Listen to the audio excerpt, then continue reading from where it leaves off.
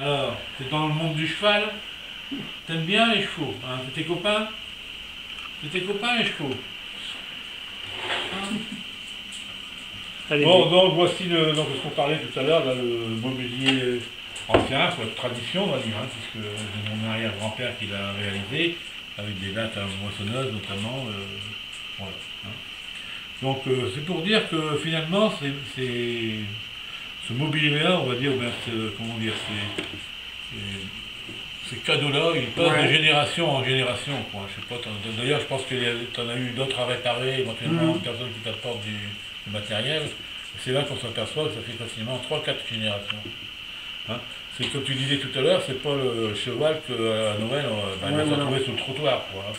Parce qu'on n'en veut plus, parce que la moitié est une pâte de café ou des choses comme ça, quoi. Enfin, c'est totalement différent, c'est vrai que c'est un investissement, c'est pas pour rien, c'est une belle pièce, hein. Mais bon, voilà. comment vous avez choisi votre bois? Ben, en fait, je prends ce bois-là parce qu'il est... Déjà, il fait pas de... Comment?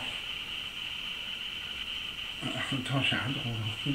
Et il fait pas d'échardes. D'échardes, voilà. Voilà, c'est fait important pas pour les d'échardes. enfants d'avoir des bois qui ne se font pas Et d'échardes. le hêtre, il Qui ne est rentrent pas. extrêmement dur, quoi. Oui. Le frêne aussi, surtout. Et le frêne, oui. Le frêne, on fait pour le sport, on fait des agrès de sport justement à cause des échardes, enfin, pour éviter les échardes. Oui, puis des manches d'outils. Les manches d'outils aussi, c'est le même principe, quoi. Donc il y a vraiment plusieurs bois différents, quoi. Voilà. Ça c'est vrai, c'est... Mais pourquoi ces bois-là, spécialement? Qu'est-ce qu'il a de différence entre les autres et ce bois-là? Bah, c'est un bois dur. Le frêne, le hêtre, le chêne, tout ça, c'est un bois dur. Qui se prête bien aux meubles, quoi. Enfin, oui, il y a une très grande valeur décorative. Voilà. Par rapport à du peuplier, pour ça on fait aussi du meuble en peuplier, mais c'est plus tendre. C'est plus tendre, c'est les veines du bois, enfin, ça c'est en relentant les morceaux de bois, en ayant une bonne finition, on obtient des résultats comme ça, quoi. Et c'est ça qui fait que l'homme, eh ben, il est attiré par le bois. Hein. Dans un navire, tout en fer, ça ne peut pas aller. Et on met du mobilier en bois. Enfin, les paquebots, des choses comme ça. Et qu'est-ce qui vous est venu à l'idée de faire un cheval et non autre chose? Exactement. Disons que le cheval, c'est... Enfin, pour les enfants, c'est ce qu'il y a de... C'est ce qu'il y a... Ça fait rêver, quoi. L'enfant, il monte dessus, il s'invente des rêves, des... Voilà. Et ça fait longtemps que vous travaillez le bois, comme ça? Ou vous faites juste ça pour le plaisir? Je fais surtout ça pour ma passion, mais sinon, j'ai toujours travaillé le bois depuis tout jeune, quoi.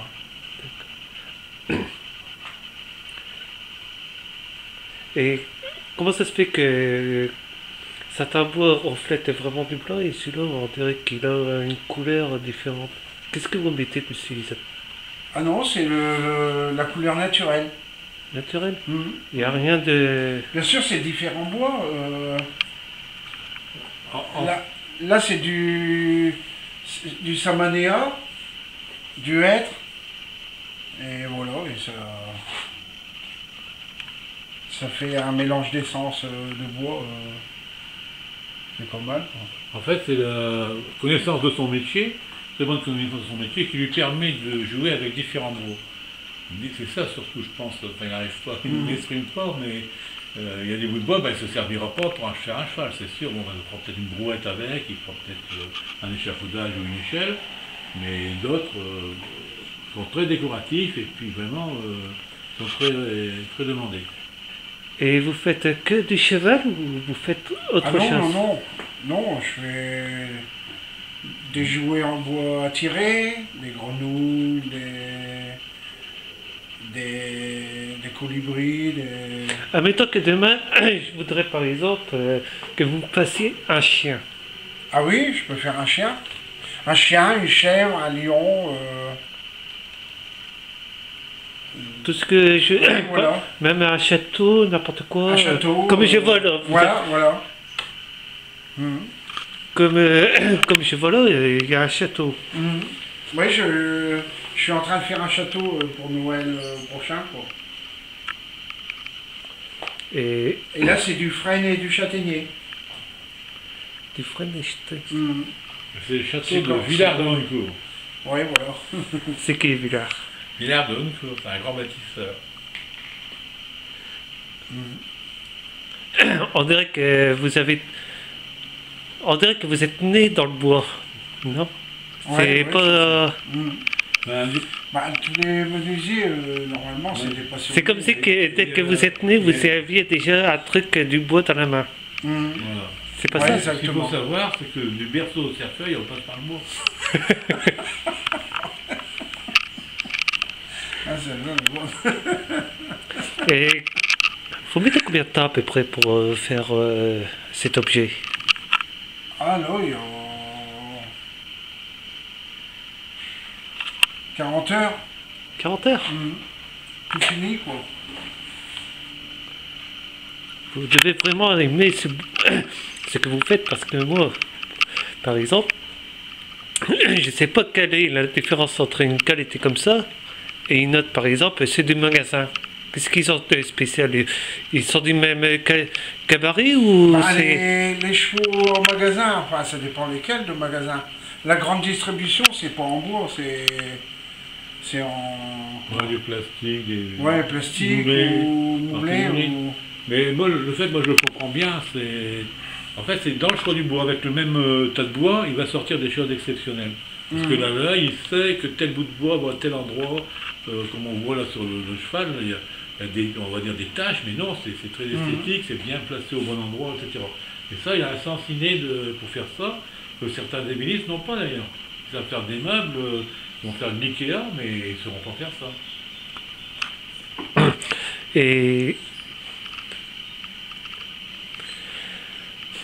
Et là, on voit que c'est vraiment vous qui le faites, le bois, et qui choisissez le bois.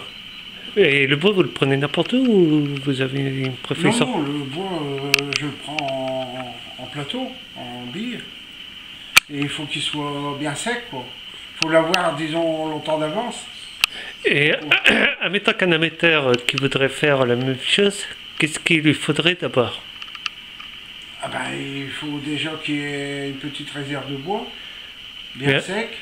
Du goût et de la patience. Ouais, puis du goût, voilà. Mais tout le monde peut le faire, il suffit Ouais. d'avoir envie, surtout envie de le faire, et puis d'aimer ce qu'on fait, quoi.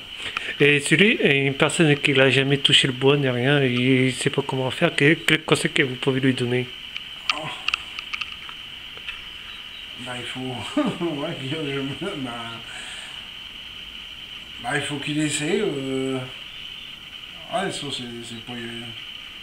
c'est pas évident. Il sera peut-être doué pour ça ou pas du tout, quoi. Il peut être doué pour ça, mais il peut Ouais. trouver des artisans, aller voir des artisans, Ouais, voilà. même qui soient dans le meuble ou dans des choses complémentaires qui travaillent le bois, pour se donner une idée du... être formé et non déformé. Bien écouter, regarder surtout. Donc, si demain je vous appelle pour commander un cheval ou autre chose, par exemple, je vais dire, je sais pas moi, un arbre, vous allez me fabriquer un arbre. Et au bout de combien de temps je l'aurai? Un arbre Voilà. avec un arbre, De suite. ça dépend. Ou un cheval, ou Ouais, un lion. cheval,